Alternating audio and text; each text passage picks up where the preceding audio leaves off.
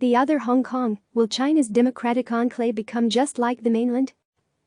Joy Park is the legal counsel for Asia at the Human Rights Foundation, HRF, and leads HRF's Hong Kong Desk project.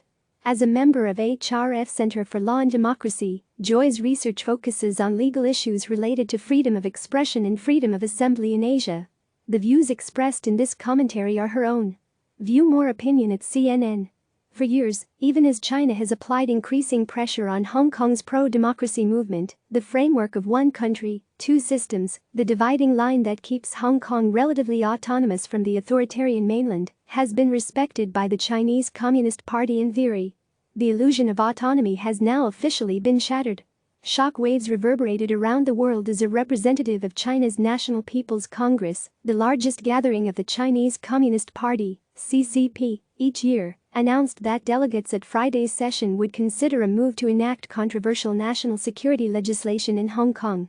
Should the Chinese government successfully impose its own national security regulations on Hong Kong, it would open the door to any other law or regulation the Chinese government wishes to impose on Hong Kong in the future.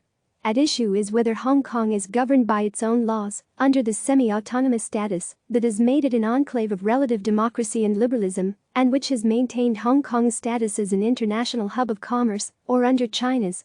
The proposed measure is extremely concerning, not just because the specifics are likely to be vague and overbroad in language, exposing pro-democracy activists in Hong Kong to increased and more severe persecution, but because Article 23 also calls for measures banning any foreign political organization from operating in Hong Kong. This could push out any remaining international observers, eliminating global attention on Hong Kong's fight for freedom. Governed by a mini-constitution known as its Basic Law, Hong Kong has faced a looming legal controversy since it was handed over to China from British rule in 1997. Article 23 of that charter calls for Hong Kong's local government, which is free of direct control from Beijing and is comprised of both pro-CCP and pro-democracy officials, to pass laws banning treason or sedition against the mainland government. That provision has never been enforced, and Hong Kong's government has never passed those laws. Attempts to do so have been extremely controversial. A move to enact it in 2003 led to massive protests. In a similar vein, massive protests in 2019 were touched off by a move by Hong Kong's government to allow extradition of Hong Kong citizens to mainland China, which many saw as making Hong Kongers subject to mainland law and persecution for political activism. At the National Party Congress in Beijing, CCP officials will consider taking this controversial step unilaterally, enacting a national security law in Hong Kong all on their own. In effect, this would tear down the dividing line between Hong Kong and the rest of China. The circumvention of Hong Kong's Basic Law would accelerate the death of Hong Kong's rule of law. And the announcement appears carefully timed. On Friday, the annual National People's Congress started in Beijing. Delegates from the CCP, led by President Xi Jinping, are expected to rubber stamp the regime's new policies.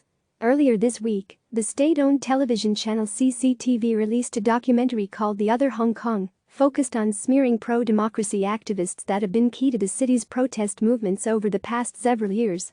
The timing of the doc's release and the announcement of the national security bill would seem to indicate the party was planning to make Hong Kong's semi-autonomous status a target of the National People's Congress.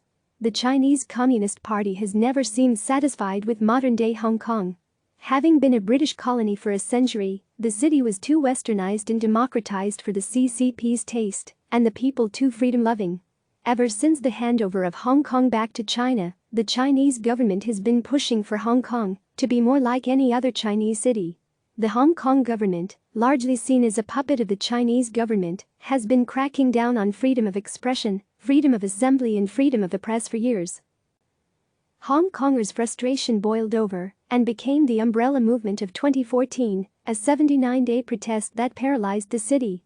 It ended without much success in influencing government policies, but its momentum propelled last year's anti-extradition law protests, the straw that apparently broke the back of the Chinese government's patience. Last year's protest drew international attention and support from around the world.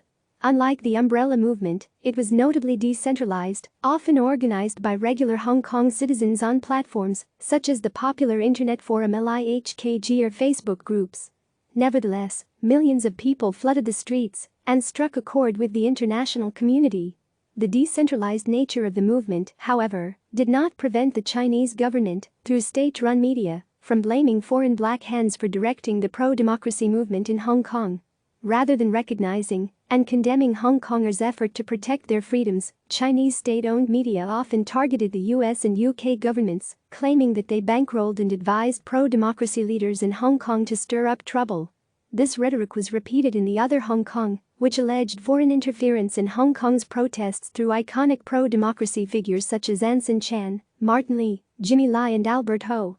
The Chinese government has now set the perfect stage for the enforcement of Article 23 in Hong Kong by laying the foundation of claims that foreign interference is responsible for pro-democracy sentiment in Hong Kong.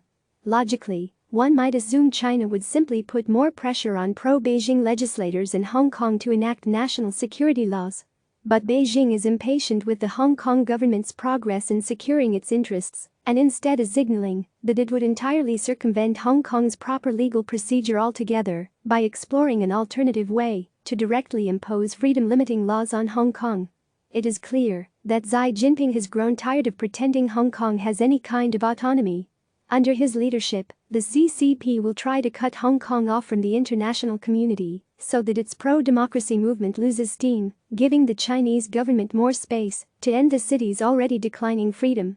If the international community loses its attention on the city's struggle, Hong Kong will soon turn into the other Hong Kong that the CCP has envisioned and worked for.